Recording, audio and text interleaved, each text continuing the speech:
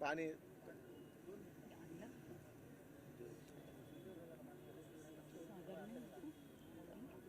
जेवायला गेले असतील, जेवले नसतील ना अजून. नाही पाणी आणायला गेलं इथं गाडीच चालणार आहे.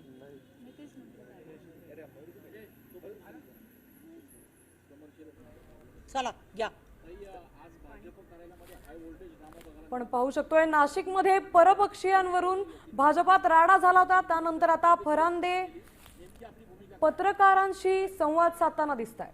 मी विरोध करण्यापेक्षा माझं मत त्या मतदारसंघाची आमदार म्हणून असं होतं की त्या ठिकाणी एक अतिशय सक्षम उमेदवार बबलू शेलार यांचा प्रवेश झालेला होता आणि आमचे उर्वरित जे सर्व उमेदवार होते आणि त्यांना घेऊन पक्षाच्या कार्यकर्त्यांना घेऊन शेलार आणि पक्षाचे 3 असं जर पॅनल केलं गेलं असतं तर ते 100% निवडले जाणार होतं असं लोकप्रतिनिधी या नात्याने माझं मत होतं.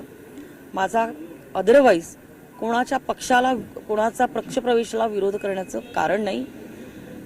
कार्यकर्त्याच्या पाठीशी मला असं वाटतं की ते वर्षानुवर्ष कार्यकर्ते काम करतात आणि जर निवडून येण्याचे संकेत आपल्याला दिसत आहेत तसं लोकप्रतिनिधी म्हणून मला वाटत होतं की ह्या ठिकाणी बाहेरून आलेला 1 आणि त्याच्याबरोबर 3 दिले तर निश्चित स्वरूपामध्ये पक्ष विजयी होईल.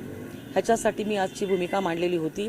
तुम्ही मला सर्वजण ओळखतात की गेल्या 40 वर्षामध्ये मी माझ्या स्वतःवरती कधी अन्याय झाला असेल, कुठली भूमिका पक्षाची घेतली गेली असेल, काय गेली असेल, स्वतःसाठी आजपर्यंत कधीही जाहीर भूमिका घेतली नाही.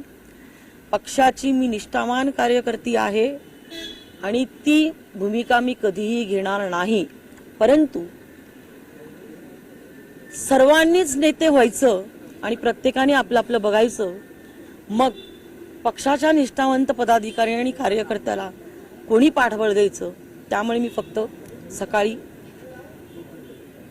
पक्षाला पोस्ट टाकली, म्हणजे याच्यावरती सोशल मीडियावरती पोस्ट टाकली होती. एवढाच विषय आहे.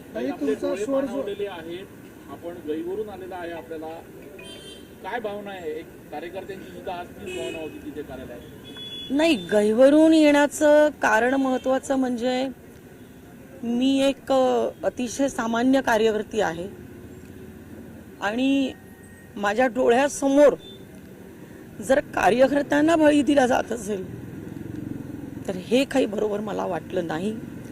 जे आज पक्षामध्ये आलेले आहेत, पक्षाची वरिष्ठ पदाधिकारी म्हणून मी त्यांचं स्वागत करते, पण आज जे काही घडलं ते मला काही आवडलेलं नाहीये.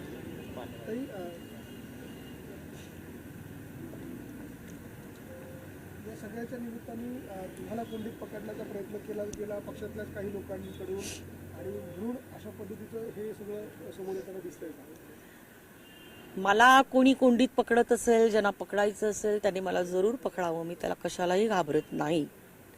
परंतु ह्या सगळ्या विषयांच्या माध्यमातून मला असं वाटतंय की माझ्या भूमिकेच्या सोबत आमच्या जुन्या पक्षाच्या नेत्यांनी ह्या विषयामध्ये जर उभे राहिले असते तर पार्टीच्या कार्यकर्त्यांना आज वेगळा संदेश गेला असता.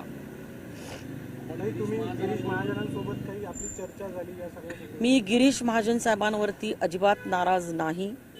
त्यांना चुकीच्या पद्धतीने ब्रीफ केलं गेलेलं आहे आणि काही दलाल आणि ज्यांचा काही स्वार्थ की आपल्याच घरात काही तिकीट मिळावी या स्वार्थातून या सगळ्या विषयाचं राजकारण झालेलं आहे. मला ह्या विषयावरती आता अधिक बोलायचं नाहीये. धन्यवाद. देश विदेशातील प्रत्येक घडामोडींचे लाईव्ह अपडेट मिळवण्यासाठी आता साम टीव्हीच्या सर्व सोशल मीडिया प्लॅटफॉर्मला लाईक, फॉलो आणि सबस्क्राईब करा. तसंच सर्व नोटिफिकेशनसाठी बेल आयकॉन प्रेस करायला विसरू नका.